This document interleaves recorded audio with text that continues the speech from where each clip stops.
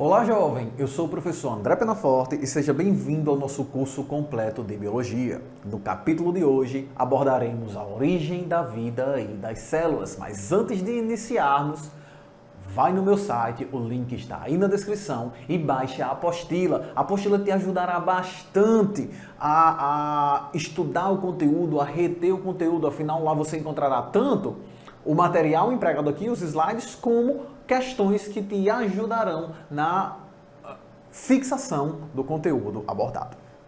Então, agora que você foi lá, baixou a apostila, já deve estar com ela em mãos, vamos iniciar o nosso conteúdo propriamente dita. Dá uma olhadinha no slide. Então, vamos falar sobre origem da vida e das células. Para tentar explicar como a vida surgiu, isso basicamente uma teoria mais lógica vem a iniciar-se com o Aristóteles no século IV a.C., uma teoria que ficaria conhecida como a biogênese. Mas vamos entender como isso começou. Aristóteles, com certeza já ouviu falar desse cara, afinal de contas ele foi um dos maiores filósofos que já caminhou nesse mundo. Opinião pessoal, foi o maior filósofo que esse mundo já viu. Ok? Mas, então, o Aristóteles, ele estudava o mundo à sua volta na tentativa de explicar esse mundo. Afinal de contas, essa é a função básica de um filósofo, compreender e explicar a realidade que o circunda. Bem diferente dos filósofos modernos, né, que abandonaram essa missão. O filósofo moderno, infelizmente, ele deseja mudar o mundo, não compreender e explicá-lo. Acaba tentando mudar o mundo que sequer compreendeu. Mas, enfim, o Aristóteles, na tentativa de compreender e explicar o mundo, formulou diversas teorias, dentre elas a teoria que dá início, que dá nome ao capítulo que estamos abordando agora, que é a origem da vida. O interessante é que esse estudo, o Aristóteles, ele foi o professor, se é que podemos dizer assim, de Alexandre o Grande. E enquanto Alexandre o Grande, rei da Macedônia, caminhava e conquistava todo mundo conhecido daquela época, Aristóteles o acompanhava, observando o mundo que o circundava para assim poder explicá-lo. E inclusive, se você quiser saber o que Aristóteles ensinou a Alexandre o Grande, que fez com que esse cara se tornasse um dos maiores reis que já caminharam nesse mundo. Mestre! Mestre! Sim? Mestre! Sim, fale logo, fale logo. Por que os persas são tão cruéis? Por favor, né? Esse não é o assunto de hoje, Nearco. Mas a verdade é que as raças orientais são conhecidas por sua barbárie e sua extrema devoção aos seus sentidos. As coisas em excesso é que destrói o homem. Por isso que nós, gregos, somos superiores. Nós exercitamos o controle de nossos sentidos. Moderação. É o que esperamos. Mas e quanto a Aquiles em Troia, mestre? Ele não se excedeu? Aquiles só precisava de um freio. Ele tinha um domínio tão grande sobre os outros que mesmo quando se retirou da batalha, enlouquecido pela dor de seu amante morto, Patroclo, colocou seu exército em sério perigo. Ele era um homem profundamente egoísta. Então poderia dizer que o amor entre Aquiles e Patroclo era depravado? Quando homens se deitam juntos para a luxúria e estão se rendendo às paixões, e nada acrescenta para nossa excelência, e nem qualquer outro excesso, Cassandro, o ciúme entre eles. Mas quando os homens se deitam juntos e conhecimento e virtude são trocados entre eles, isto é puro e excelente. Quando competem para dar o bom e o melhor de cada um, este é o amor entre homens que pode construir uma cidade-estado e nos tirar desta vida medíocre.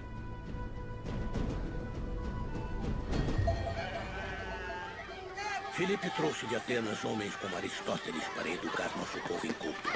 E se você quiser saber o que Aristóteles ensinou a Alexandre o Grande, que fez com que esse cara se tornasse um dos maiores reis que já caminharam nesse mundo, vai lá no meu site e lá você encontra o curso Aristóteles e a Teoria dos Quatro Discursos, onde você irá aprender a pensar corretamente.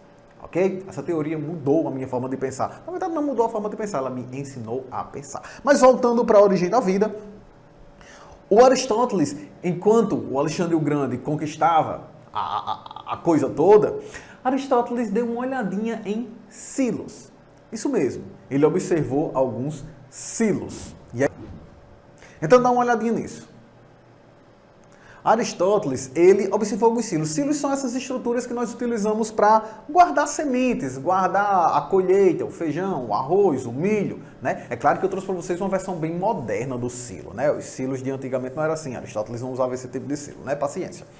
Mas Aristóteles, ele observou esses silos e aí quando ele olhou lá dentro, ele encontrou uns ratinhos dentro do silo. Quando ele viu esses ratos lá dentro, ele imediatamente pensou, peraí, esses animais não deveriam estar aí dentro. Ele imediatamente pensou como esses ratos entraram em uma estrutura lacrada, fechada. Eles não entraram. Eles surgiram espontaneamente lá dentro. Exatamente isso que nós chamamos de abiogênese. Para Aristóteles, aqueles ratos haviam surgido ali dentro de forma espontânea. Estava formulada a teoria da abiogênese. Aristóteles imaginava que um princípio ativo formador da vida carregado pelo ar havia entrado nos silos, incidido naqueles grãos que estavam ali dentro e feito com que eles se combinassem para formar aqueles ratos que ele via andando, caminhando ali dentro. Então, uma vez estabelecida a teoria da abiogênese, o pessoal começou a estudar essa teoria, o pessoal realmente levou isso a sério. Eles acreditaram que a vida realmente se formava de forma espontânea. E aí começaram a criar, digamos que, receitas de como formar espontaneamente cada ser vivo. Por exemplo, eu trouxe para vocês aqui o exemplo da receita de rato. Dá uma olhada aí no slide. Para fazer um rato, você precisava do seguinte. Você ia precisar de alguns ingredientes. Uma camisa podre, aquela camisa com nhaca. Se passou uma semana, tá fedendo. Passou uma semana treinando na academia com a mesma camisa. A bicha tá só nhaca.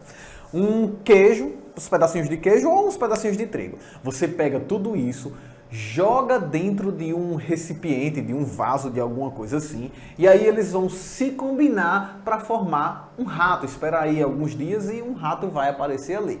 Interessante é que, quando você observasse, pedaços da camisa, do queijo e do trigo haviam desaparecido. Eles acreditavam que eram os pedaços que se uniam, se combinavam para formar os seres vivos.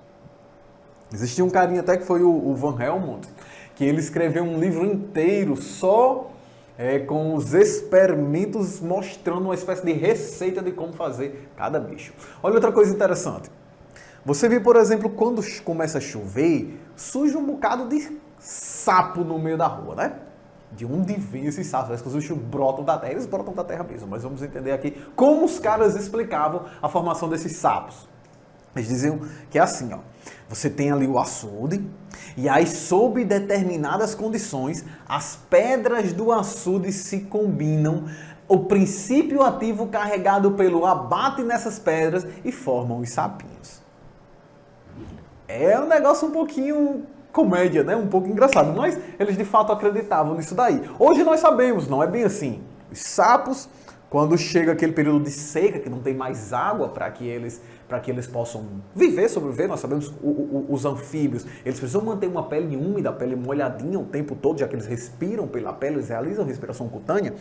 Quando seca, se eles não saírem do ambiente seco, eles vão secar e morrer. Então, para evitar que isso aconteça, alguns anfíbios eles têm uma propriedade interessante. Eles criam uma espécie de saco ao seu redor, enchem esse saco de água e eles hibernam ali dentro. Então, eles garantem um ambiente úmido e protegido durante meses a fio. Aí, quando chove, a chuva alerta que ele está num período chuvoso novamente. E aí, eles eclodem esses sacos e literalmente brotam da terra onde eles estavam enterrados, onde eles estavam escondidos e muito bem protegidos. É por isso que quando chove, brota sapo de tudo quanto é lugar. Tudo bem? Então, com isso, nós finalizamos a primeira parte do capítulo de Origem da Vida. Se você quiser assistir esse capítulo completo, vai nas playlists, certo? Você vai lá nas playlists e lá você encontra a playlist de Origem da Vida, onde você tem todos os subcapítulos muito bem organizados. Inclusive, você pode ir direto no conteúdo que você tem mais dúvidas e já assistir nessa playlist. Ok? Então com isso ficamos por aqui. Até o nosso próximo encontro. Valeu e até lá!